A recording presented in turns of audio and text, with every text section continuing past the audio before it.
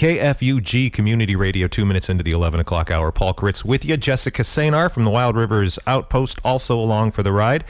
And we're joined live in the studio, Mr. Bob Berkowitz. How you doing, Bob? Well, I'm doing okay. I do like it when you come in. We always end up talking about radio. Yes, we do. Yes, we do. But not to talk about radio today. You are seeking re-election to the Board of Supervisors, District 5, in which we sit. I'm just going to start just right out. How's that going? How's the election? How's the campaign going this time? Well, I don't know. I think it's going okay, but you never know until Tuesday That's right. about 9 o'clock when the absentees roll in, and then you can say, well, either it's not as good as I thought it was going to be, or better than I expected. Is that? Do you get a clear indication of how the night's going to progress for you from the absentee ballots? Usually do, because 60% or more will come in by those mail-in ballots. Yeah. And unless there's something that really occurs that's really bad between the time those ballots go out Right. and the time that people go to the polls, you know, usually some emotional issue, then it's going to be about the same as the mail-in ballots. The thing that happened last time with the imbroglio, if you will, of the mailers that went out that some people were saying, did that happen after the? Did that give you a question when it came to election night? Because that was a big deal. That was kind of a you know, a little controversy where people saying these mailers are misleading or whatever. Did that happen after the mail ballots came in? Yes. Okay. But you know what really happened was that the triplicate took that issue. They editorialized on that issue on the Saturday before the election. That's right. Now, how are you going to be able to respond to an editorial, all right, that happens on Saturday? You can't do any mailings. You can't respond because they're not going to let you respond. How are you going to do that in the triplicate when the paper came out on Wednesday? Right. It was a horrible experience to have them do that. They could have done that 2 weeks before. The issue was there, and I would have been able to respond, and we could have put the issue to bed. But and no, it never got put to bed. And because were they a daily paper? It wouldn't have been an issue either, too. No. So you would have been able to. Yeah. No, that's what we call dirty tricks. Nobody's coming at you about this. I know. I wasn't the editor. I didn't editorialize it. Right, but, exactly. But that's what we call dirty tricks on behalf of a newspaper to a candidate. Well, all right. I am not qualified whatsoever to get into going back through that. But yeah, that's the kind of issue. That's the kind of thing that can happen between the mail-in ballots and then the results being counted. What are you going to be doing Tuesday night? Where are you going to be? I think I'll probably end up at the Republican headquarters. Oh, okay. With a number of the other candidates. And usually have a little bit of refreshment, a little camaraderie. It'll be a nice little thing. You know, there'll be some candidates who will be sad and some candidates who will be happy. So that's the way it works. You know Charlotte Folos? I don't know her very well. We'll talk to her. She'll be there that night. Yeah, she's running for assembly. Yeah. And after this interview, we've got an interview with her that we did last week. She's really an interesting person. I was pleasantly she really surprised. is. And to be able to take on, you know, a congressman. Right. Wow. Yeah. That's... Well, what we're doing is we're putting together our election night coverage, and for the first time, KFUG's going to be doing live election night coverage, and so we're trying to find out where everybody's going to be because we'll be sending our youth reporters around and crashing different places and stuff. Well, my opponent, I would imagine, will be at the Democratic Central Committee. Probably. He won't be at the Republican one. Okay, so let's do you have something you want to go at? I'm going to start with the softball, tell us why you're running kind of question. Go ahead with the softball, because that's what I got. Why in the world do you want another 4 years of this, Bob? And what made you kind of throw your hat in the ring to begin with, like 4 years ago? Sure. 4 years ago, I looked around and I tried to see what kind of progress has been made on the issues that we're interested in. For example, last chance grade. Okay, hold on a second. I want to do something here. Hold on just a second. Want to move that? I do, exactly. Swing it that way and then turn it back to you so that when you're doing the human thing and addressing the person you're talking to, we're talking into a microphone as well. Okay. So let's talk about last chance grade. Okay. 50 years. 50 years we'd been talking about last chance grade ever since Mr. Stremberg's parents were killed on that highway. Sure. Okay? 101. Do you know? I do want to interrupt Sure, this go question. ahead. Do you have any idea how Kurt feels about that tragedy being brought up every time somebody brings up last chance grade? Well, Kurt is one of the prime movers behind getting this done. He knows that there's a lot of people who are going to die eventually when that thing falls into the ocean. Right. Caltrans says it's not if, it's when. But Caltrans has also said that it's not going to actually fall into the ocean. Well, here's what I think is going to happen. I think the mountainside's going to tumble down on one of our big rainy nights. It's going to fall on the highway. The highway will not be able to hold all of that weight, and the road will come tumbling down.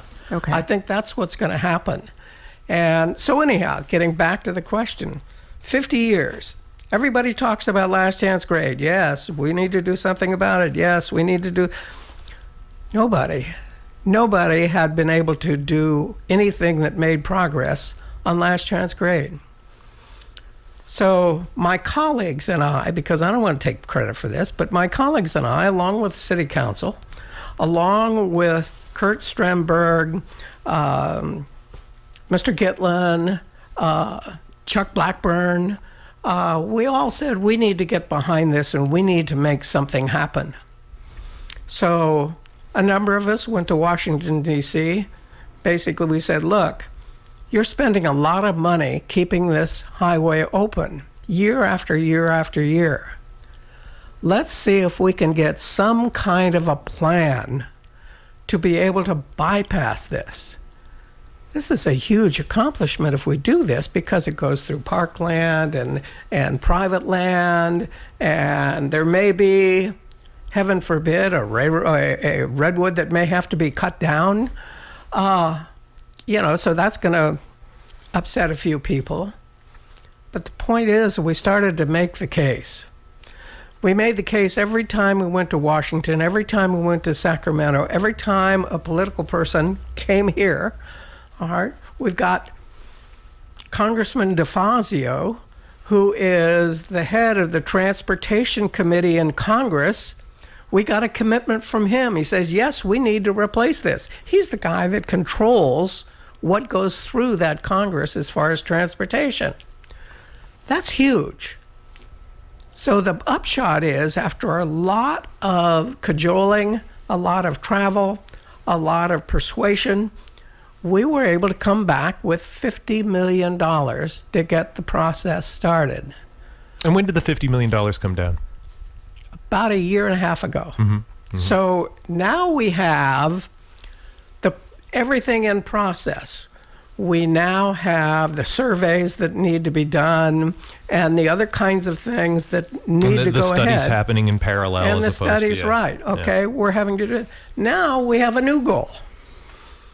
The original goal was to have the thing done by 2039. Well, you'll be an old man by then. I'm already an old man. So I said, wait a minute, this is outrageous. And we started the ball rolling, this board, of saying, no, we've got to do something that gets it closer to where we are. And I think this spring, we're going to have a new timeline by Caltrans. We can't count on it. There's a lot of talk on this, all right, but don't hang your hat on it. It's something like 2030. Now, the reason is because we're trying to be able to cut through all of the regulatory garbage, CEQA, NEPA, and all of these others, that every time Sacramento wants something, they say, okay, we're just going to eliminate CEQA. Every time they want something, we're going to just bypass it. Now, when we say, okay, this is important, we need to do this, we have the federal government behind us with the NEPA saying, yeah, let's cut through those regulations. I think it's going to be somewhere around 2030, and it may even be closer than that. Do you think it's wise to circumvent CEQA and NEPA in an area that's a national park and a UNESCO World Heritage Site? I wouldn't mind not circumventing it if it didn't take 10 to 15 years to get projects done. You can expedite that. Maybe not eliminate it, but expedite it. And that's not what's happening on a lot of projects.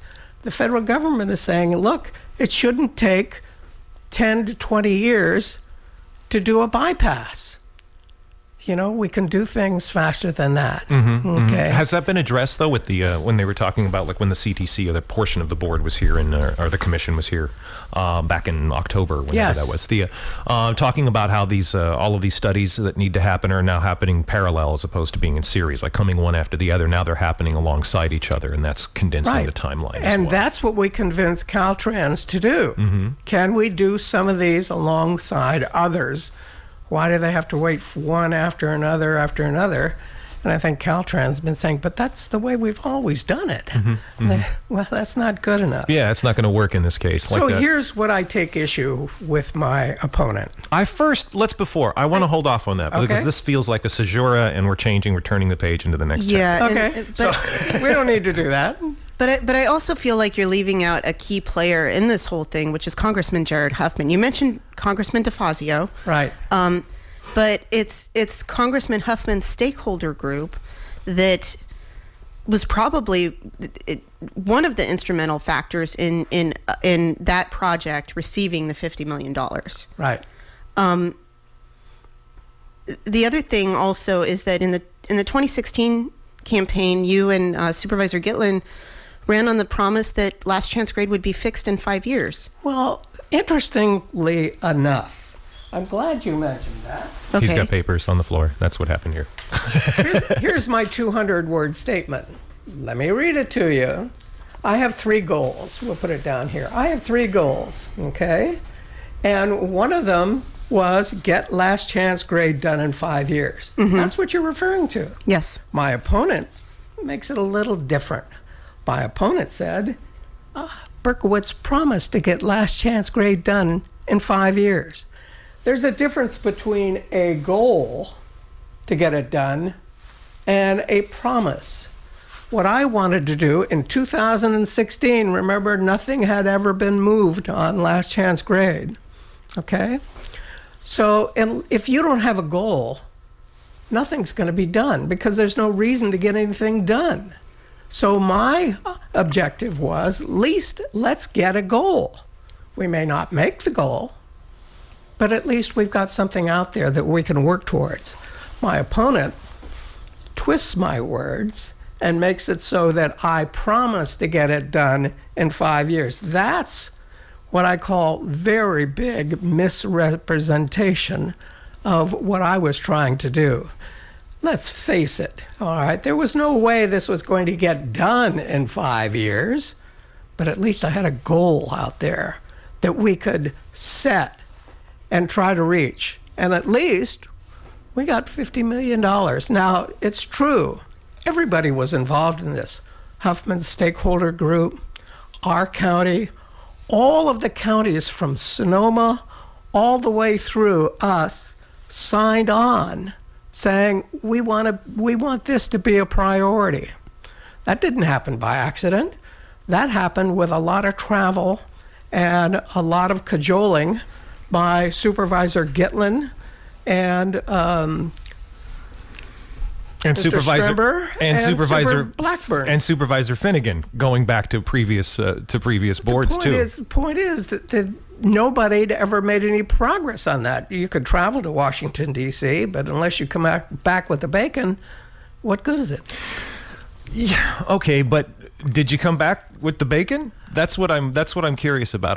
Here's what I remember. I want to make sure we get. Sure. I want to give you the opportunity to get your narrative out and to do this, because that's half of what we're doing here. Okay. I remember you and Roger kind of running as a block, as a coalition, and coming into the Board of Supervisors 4 years ago as very much the two against whom the other three ended up being aligned. And that didn't happen overnight, but that's kind of how the Yeah, see, we're not taking phone calls. There's enough questions here for Bob, Jessica, and myself. But thanks for listening. So you had this kind of.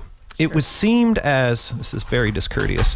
It was seen as a divide, and Roger went off about this a lot, talking about the votes and things like that. The divide on the board. Sure. It also seemed, to my untrained eye, that you guys, Roger, Chuck, coming out and just going, we're going to do this in 5 years. And it was very much, it wasn't like a goal. I remember we were going to do this in 5 years. And there was a part of me that was going, hell yeah, Chuck, let's get seriously, no, I was, let's downort this. Let's get some bulldozers up there. Let's get Hemingson's crew up there. Let's put this thing in because we could. Let's delnort this. Yes. I love that. It's a verb.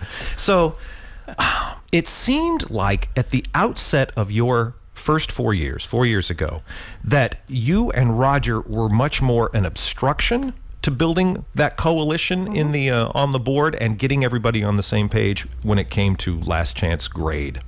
And that now you're running with, hey, we got all this together, which is that's a perfectly viable thing to run on. But at what point, and two things, correct me if I'm misjudging your initial time with Roger and that kind of divide that sort of crippled the board for a couple of years. Do you want me to do that now? Hold on to that thought. And then tell me at what point you ended up on the same page as the other three on the board. Okay. Let's go back to Roger's first 4 years. Okay. That was a fun time. Roger was kind of a bomb thrower. Yeah. All right. That's a way of putting it. Yeah, that's it. And was. he would say that himself, That's right. I think. Yeah. Right. Of course, he would throw things out. Some were good, some were bad, some were who knows. And of course, the board wouldn't listen to him. And the reason, of course, they wouldn't listen to him because it would be a 4-1. We don't have to listen to him. All right. He's not going to get a second on anything that he does. So along comes Berkowitz on here.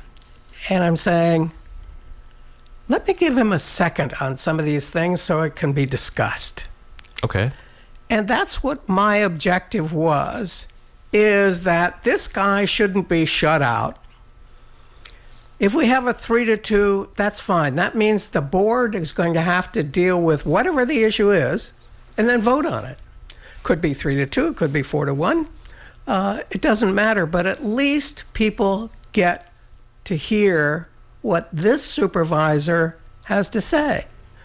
Disagree with him, agree with him, it doesn't matter. My job was, at least I thought as my job was, let's get the full board to discuss whatever it is that they want to discuss instead of making this a 4-1 vote. Which Or just to doesn't make kind of sense. get his views out there. Or get his views out there. Now, that he was able to get his views out there, some of these things were way out. But at least he was able to get them out. People could then see, oh, I agree with him, I disagree with him. But when it was a 4-1 situation, they never knew what he had because okay. he couldn't discuss it. Mm-hmm.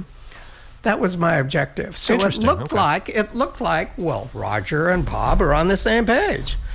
When Bob's objective was to give Roger a second so that some of those wacky views would get out there and be discussed.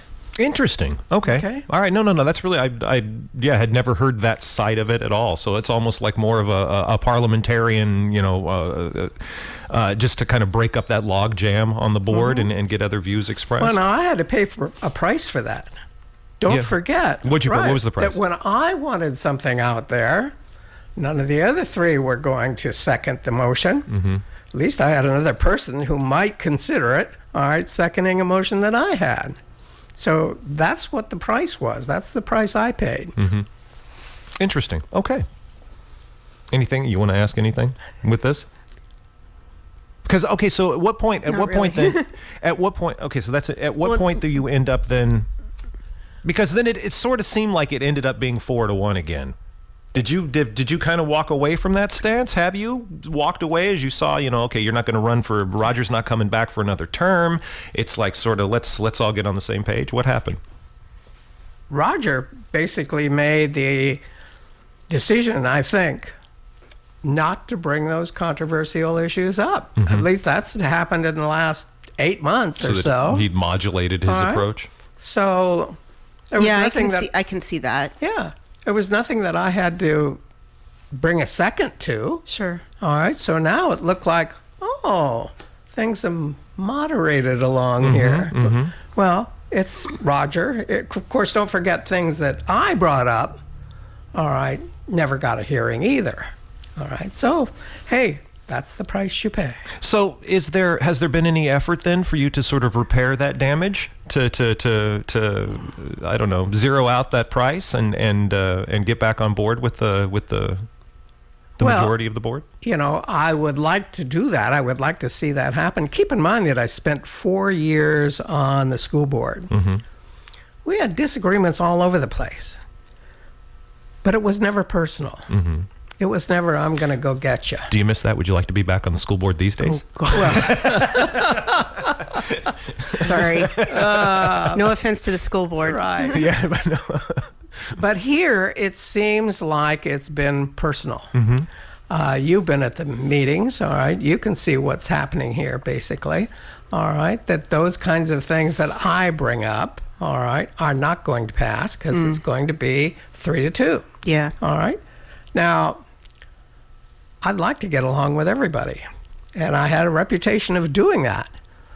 But even though I'm trying to get along with 3 other members, doesn't look like they want to get along with me. Now, that may change. I was going to ask if you are reelected and Supervisor Cowan is reelected, or no matter what happens on Tuesday, Sure. how will you overcome that rift going forward? How will you address that and maybe bring the board back to a more cohesive place?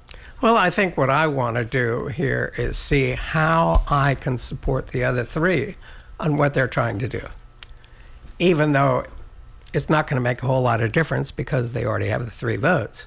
All right, Sure. at this particular point. Now, maybe if somebody new is elected to replace Lori, that whole situation may dynamic change. changes, yeah. Nothing is ever stagnant. And, but I'm going to continue to do what I've tried to do all along, which is get along with my fellow board members.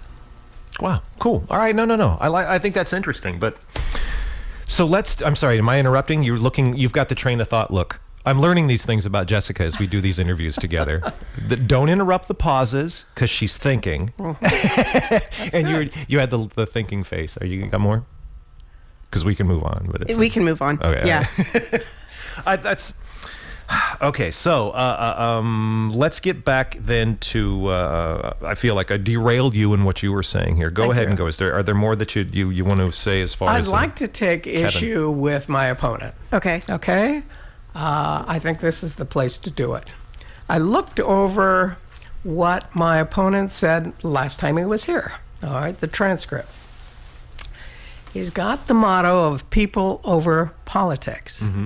I don't know what that means. Oh, come You on. have an idea? Come on. Yeah, I do. Okay. He's talking about the whole thing we just talked about with the politics and the division on and the gridlock on the board, right? Okay. And he says, I can work with Republicans. Remember him say that? Well, point is, if you can work with Republicans, have you ever had a history of working with Republicans? I can't find a single instance where he has supported a Republican platform of policy. Nothing. Okay. How does he say he can work with Republicans? Well, because the I term think the work, I think, encompasses a much larger thing than just supporting a platform or an Right, issue. and I think I think he was drawing on his experience as the director of the Solid Waste Authority when he said that. Even not though gonna get into that. even though it's a nonpartisan, the Board of Supervisors is supposed to be a nonpartisan position. I don't want to put words in Kevin's mouth, but he did mention that was that was Yeah. the context in which that was mentioned. I think. Okay. The other thing is that he's proud of is accepting over half of the donations from union bosses. And the unions, over $5,000 he's gotten, or 80% of its donations have gotten from people outside the district. And basically more than $4,000 from special interests and unions. Now, here's the thing. You have to come to one conclusion. Well, okay. I don't. The conclusions don't love you. They want to own you. And that's the only reason why they donate the money. Now you say, wait a minute, how can you say that? I can say it because they tried the same tactic on the school board. At one time on the school board, they came to us and they said, we would like to start an apprentice program at the high school. Who's they? The unions. Okay. And anyone in particular? Well, I don't have that one in front of me. All Okay. right. That was about 8 years ago. Okay. So we would like to start an apprentice program. I said, gee, wow, what a deal. And then they said, but we have one caveat. The caveat here is that every project that the school district takes on, remember we've just gotten $25 million, have to be union workers. Mm-hmm. Now, when you figure out what it costs for a union worker coming out of Eureka, the union hall there, paying their transportation, paying their lodging, and all of that, comes out to more than $90 an hour. Uh-huh. How does the school district really afford that? So basically, allow locals to unionize and hire the locals that are then unionized. They're being taught by certificated staff. They're being taught by members of a union, the Del Norte Teachers Association. Mm-hmm. Right. Or CTA. But in this particular instance, it was quid pro quo. All right, you do this, we'll do this. Yeah. All right. And finally, the board said, we're not going to be blackmailed into this. Okay. Same kind of thing, I think, would happen here. All right. If we have a person, or if we have unions that have spent thousands of dollars getting a person elected, it doesn't come because they love you. It comes because they want you to do something for them. Well, I think that's behind every donation to a political... I was going to say, what about Elk Valley Rancheria? They donated $1,000 to Kevin Hendricks' campaign, and the Yurok tribe has also endorsed him. Mm-hmm. And the Yurok tribe, as you know, is a major player, especially in Klamath. Mm-hmm. Do you feel the same way? Do you feel like they're doing it to... If they're here in our area, that's different. Okay. But if you've got unions that are 100 miles away, that's a different story. They're basically in a Humboldt County, all right? And they want the inroads here. And deep pockets can make that happen. And governments have those deep pockets. But the unions that are in Humboldt County also represent workers here. Okay, all right. But the point is, the unions, union rank and file, are not making those decisions. They haven't polled them. It's the ones that are at the top, the union bosses, that make that decision. And when they approached me and saying, well, will you interview with us? I said, are you kidding? In your entire history of supporting candidates, you've never, ever supported a candidate that wasn't a Democrat. What chance do you think I have of being successful in an interview against the chairman of the Democrat Central Committee? No chance at all. Well, I mean, other than maybe doing the interview without it being an opportunity to quote unquote win or lose, but just to represent yourself in front of these possible constituents, that would be one reason to do that. These aren't even constituents. These are union bosses out of Eureka. Mm-hmm. That's where they had to go for those interviews. Wow. Okay? Yeah. So it's not like you're trying to convince somebody who's local. They're not local. Okay. All right. No, that's fair enough. Fair enough. Who's been giving you money? Well, let me see. My wife gave me some money.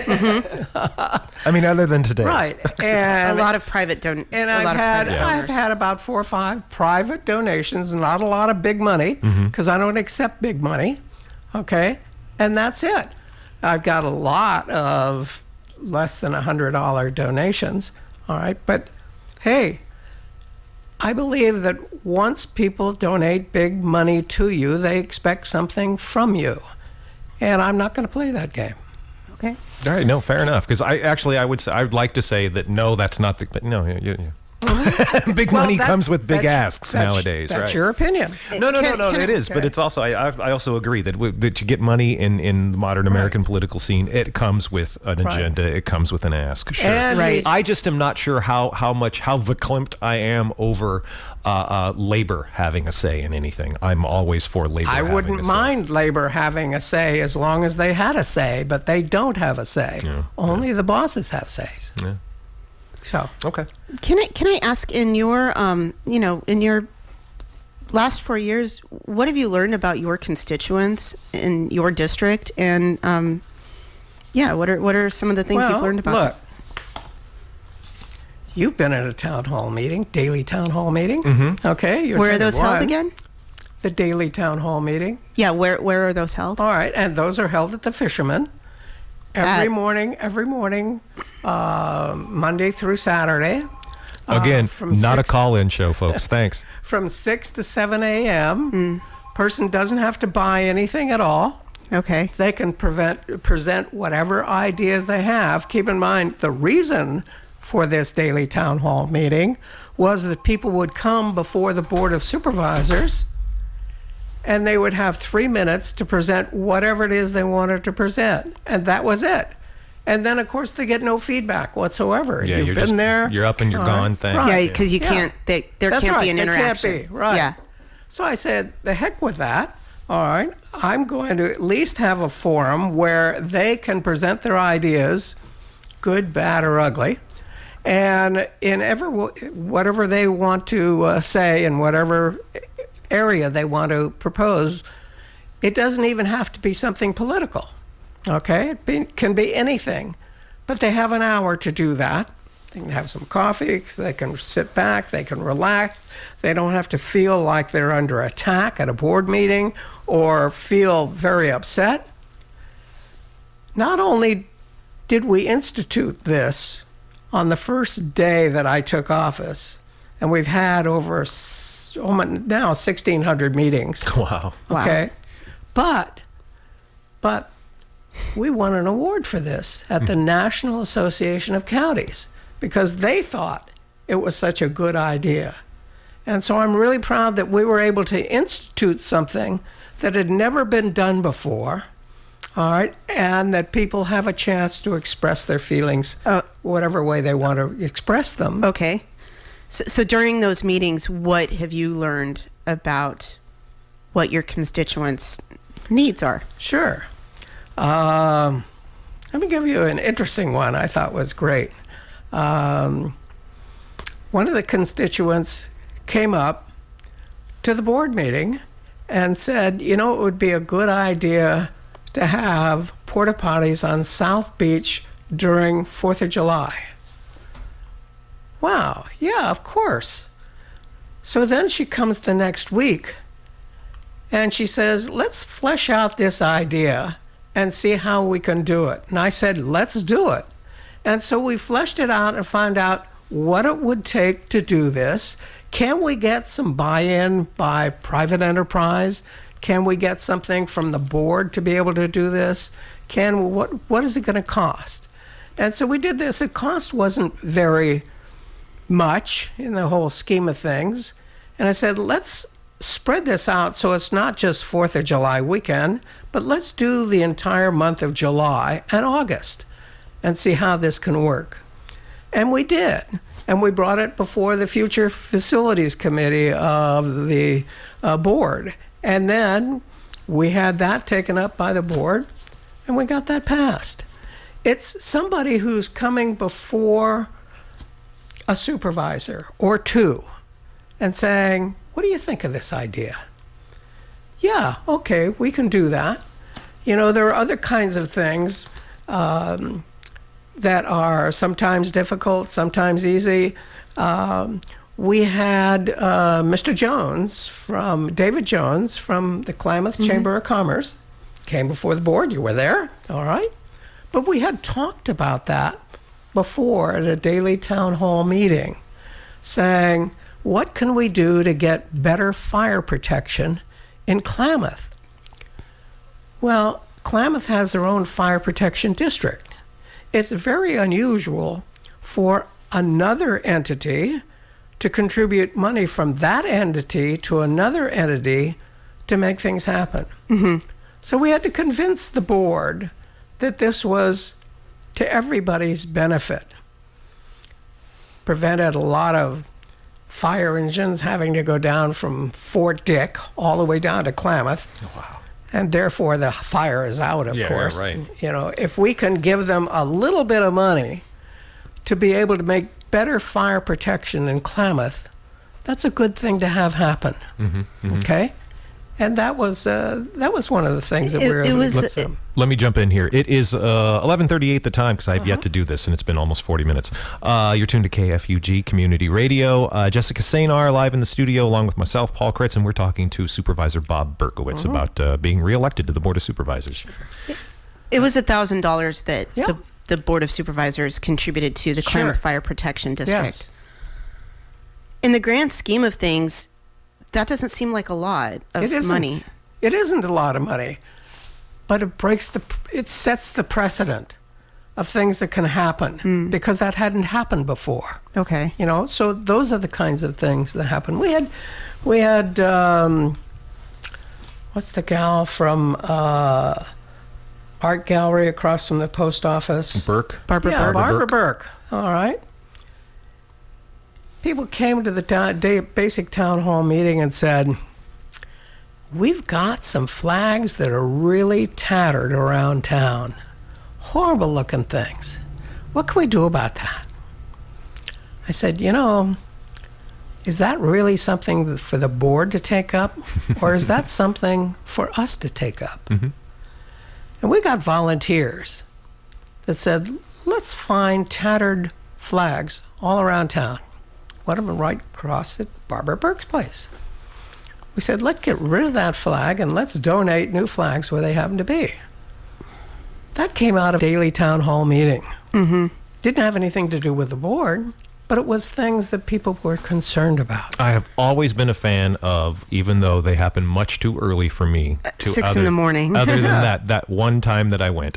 But your accessibility is laudable, and I've always been a fan of citizens sitting down with their representatives. How accessible are you to your constituents in Klamath? That's where I was going with that. I was just in Klamath yesterday. Okay. Aaron Funk wanted to see me, wanted to talk to me. Okay. And so we went down and we talked to basically his people because he wasn't there when we got there. But those people were concerned about that road, Klamath Beach Road. Actually, Aaron and I talked about that about 3 months ago. The potholes were big enough so that RVs were having flat tires, that kind of thing. So we got the road department basically down there and be able to fix some of the potholes in that particular area. One of the other things that we got passed by the board was, if you've ever been down to the ball field down there, it was in horrible shape because nobody was taking care of it. We couldn't get crews down there when they needed to get down there. So the tribe came up to me and said, is there any possibility that we can transfer that to the tribe? Because the tribe has a lot of grants that are available that we can do that.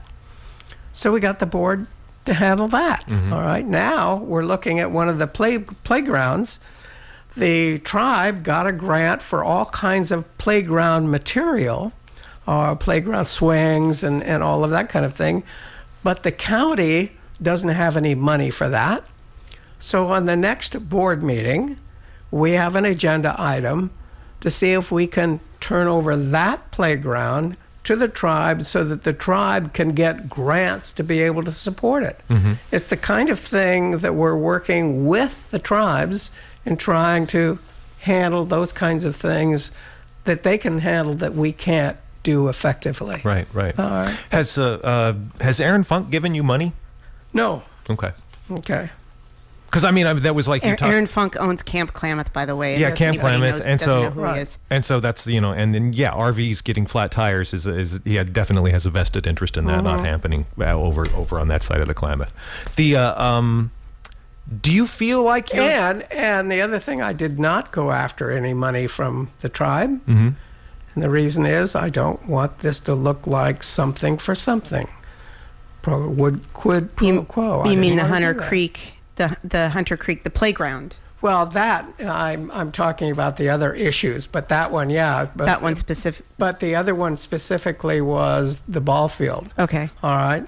I didn't want that to look like saying, yes, we gave it to them, therefore I need a donation from them. I don't want to do that. I'm not going to accept those kinds of donations. I don't want it to look bad in any way.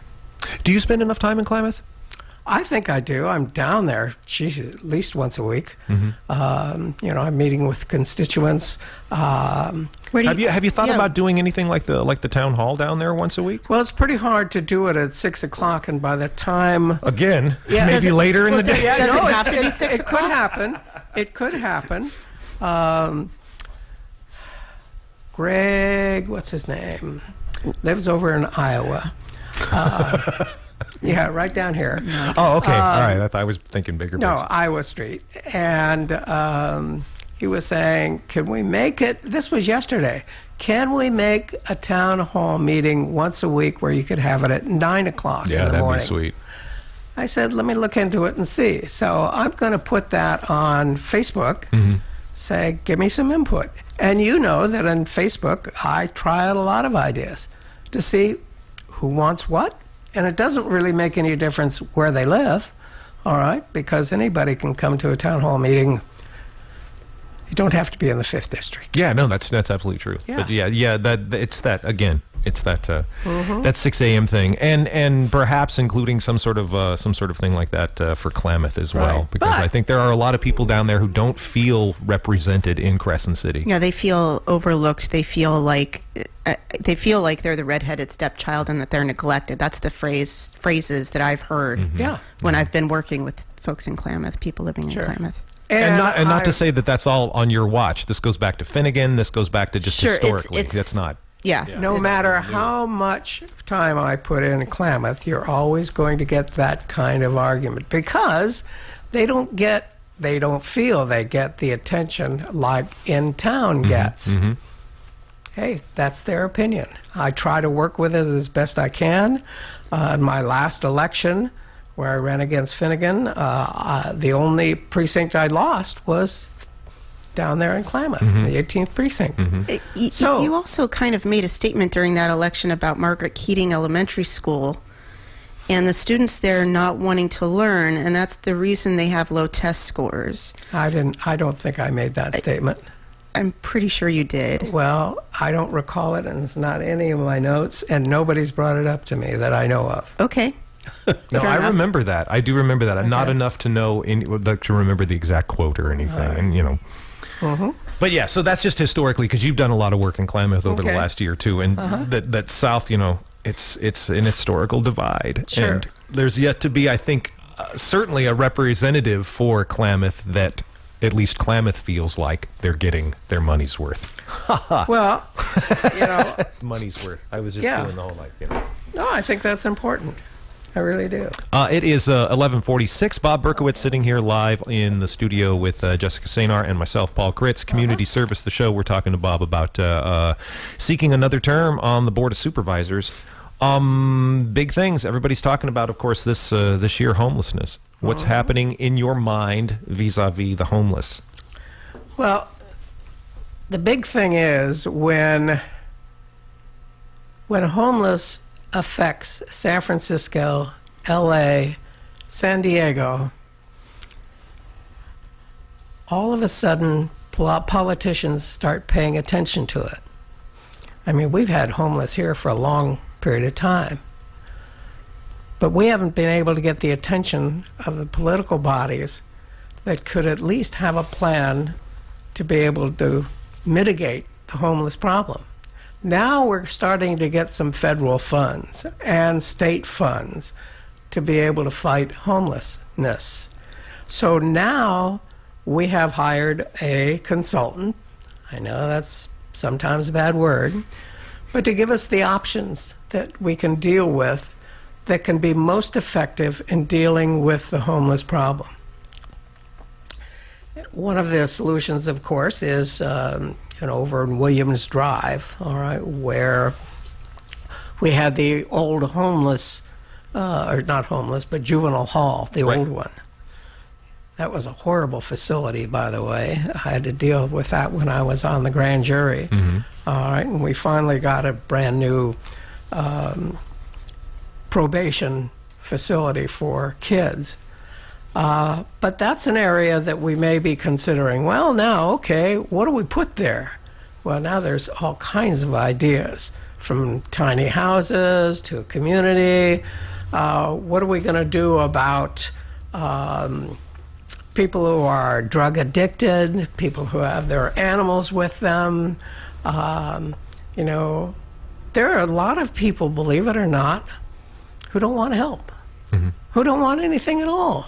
Don't do anything. Just leave me alone. I'm happy where I am. How do you deal with those people? All right, because in order for them to survive, what are they doing? They're stealing things out of Walmart and other places, just to survive.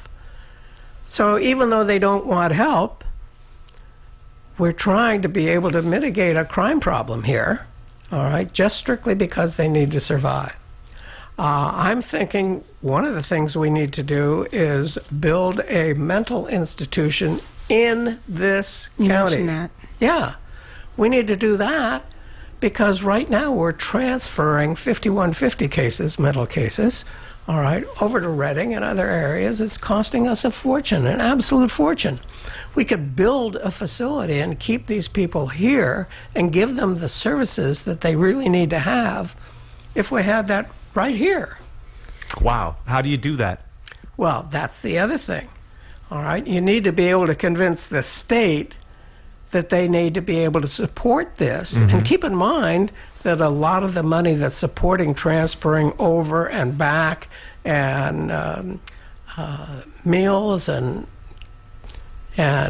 let's say transportation and housing for the people that are being transported over there, that's probably costing more than what it would cost to build and maintain a facility if we kept the people here. We need to get the state to support that kind of thing. How do I we, think they may be approachable at this time because they want the homeless situation solved so badly. And there's money to address it, too. And there's money Yeah. to address it. My question would be, do we have the population to sustain a facility like that? And do we have the staff, the professionals needed to staff a facility like that? Right. Because you were at College of the Redwoods on Saturday Yes. for the LVN to RN program. One of the things also that's that's a shortage as well are mental health professionals in the community. How do we address that problem? I think we can address that problem the same way we're addressing the LVN to RN program, where forget the border.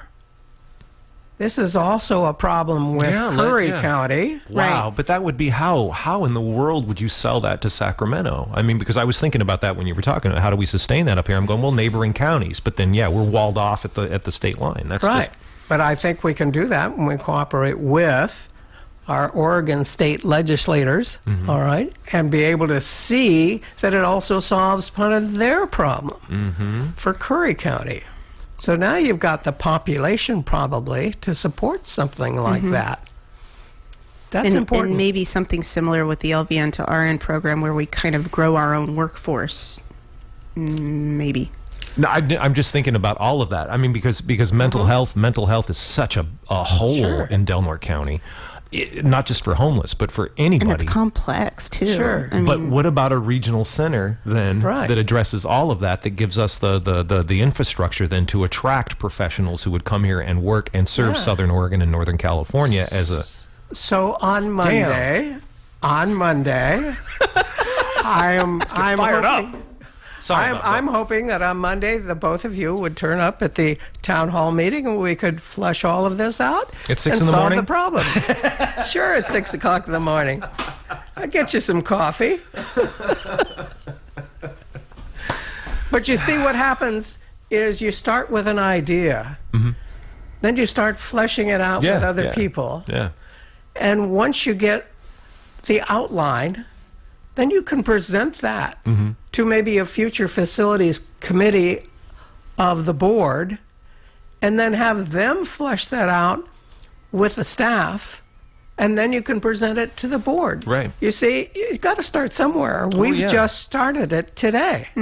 Congratulations. I have another one for you. Homelessness in Del Norte County suffers from the fact that there isn't like a steering sort of thing. We don't have. We need like we did with cannabis, and we need a citizens committee, like work group? a work group to focus. True and to North meet is working on that. Yeah, True North works on a lot, and it would be nice if True North could deliver that. They've been working on that for more than a year, and came and went. I mean, They've got a date and a time. I know I'm going to be there. I'm part of that. I'm just saying that maybe having that be, and you could fold that in, but just a cannabis working group, but with homeless people that meets regularly and meets under the aegis of of local government and is always there doing that, keeping stuff, because we fell over ourselves to get legal weed, Right. But to help homeless people. There's been a homeless working group, though. There's been groups that have discussed the issue over the years. Yeah, I but mean, groups of whom? Okay, this isn't Bob's interview. I'm We're Go taking sorry. time. ahead. I'm listening. I'm interested to see what you come up with. well, I know that when David Finnegan was on the board, there was a group that he was part of. Robin, my former editor, was part of a group as well. I don't know if it was that same group, but it addressed homelessness. I just don't know what kind of strides they've been able to make. I know, and I think part of what we suffer from is that there's so many different voices pulling in so many different directions that if we had something that was brought together with, like, you put up an ad hoc committee that's seated with a couple of supervisors, a couple of council members from the city council, all of these things to actually sit down grand jury style and come up with a document that this is the best possible local solution we can come up with. Well, That's what I'd like to see. Now that we're through with homeless, now that we've solved that, just solved that problem.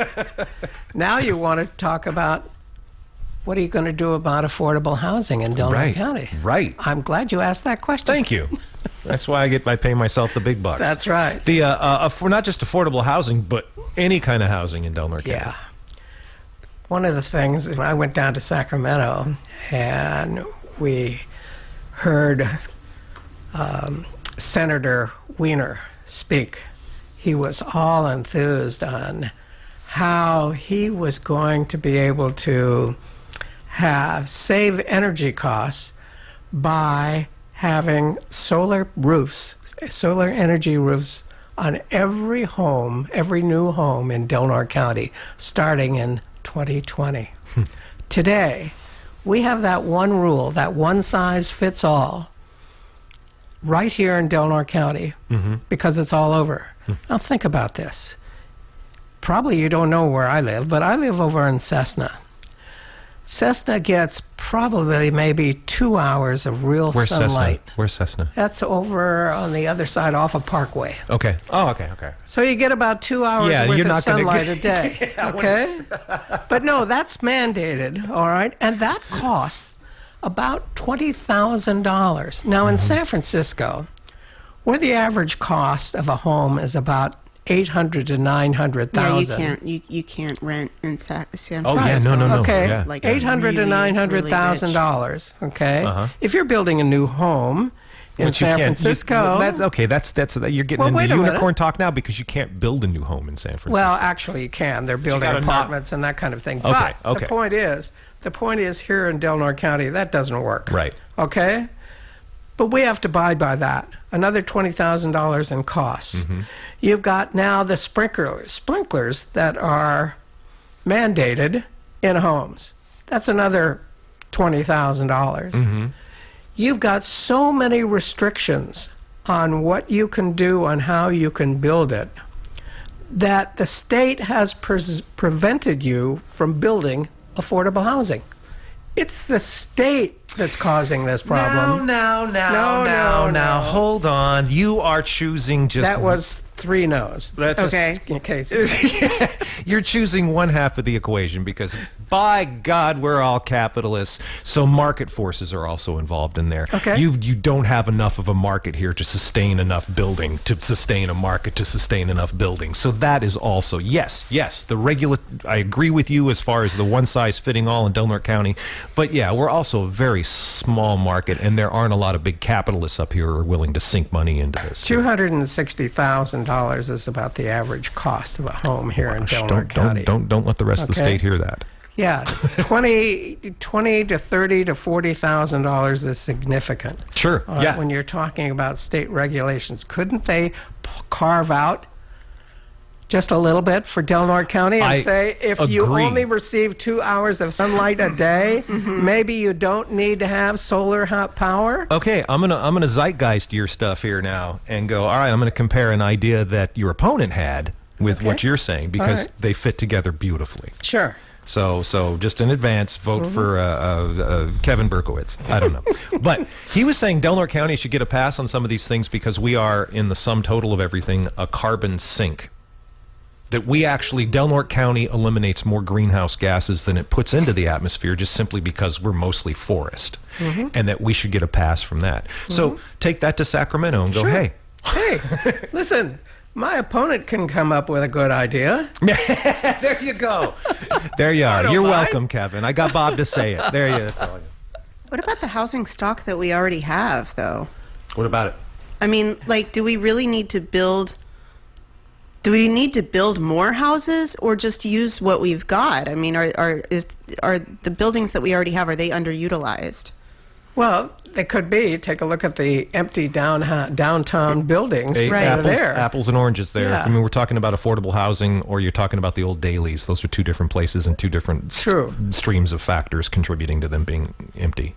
So, But you could have housing in the downtown area, residential, maybe not.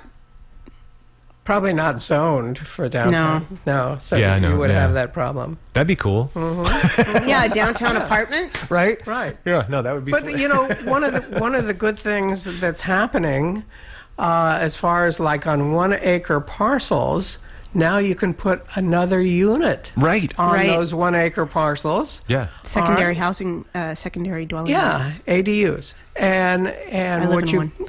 and what you can do here is make that available so that people who are elderly, all right, can have the opportunity for an additional income if they can rent those out. And hey, once you consider, do you have enough room for septic and water and all those kinds of things, because they're mainly in rural areas, there's no regulations here in Del Norte County preventing that. Yeah. Yeah. However, there may be. All right. Remember the one size fits all. Right. All right. You're going to have legislation coming out that's saying, you know, granny flats and those kinds of things you can't have them any more than this size to this size. Sure. The state's going to come down and regulate us to death if they haven't already. Well, and yeah. It's just, again, I think that's a factor of it being the one size fits all thing. Those state regulations, if you're living in, say, Antioch in the Bay Area, you need those regulations. You need those regulations for a lot of different reasons. Yeah. But yeah, they don't apply to, say, rural Tulare County. They don't apply to Del Norte County. And that's something that, exactly that folks in Sacramento need to be reminded of. Yeah. It is 1 minute past 12. You're tuned to KFUGLP Crescent City. There you go, legal ID. And I'll tell you what, Bob, let's do this. Let's work toward wrapping up here in the next few All right. minutes, okay? Because, Good. this has been a long one. We can do that. We can go going out on a bang. You're our final. Well, we're going to play Charlotte Savalos's interview afterwards, but you're our final live campaigner, political person on the air. So wrap it up in big fashion. What would you like? You want me to wrap that up? No. Let me ask you a leading question. What would you like if you are reelected, District 5? What would you like the next 4 years to look like? What would you like to accomplish?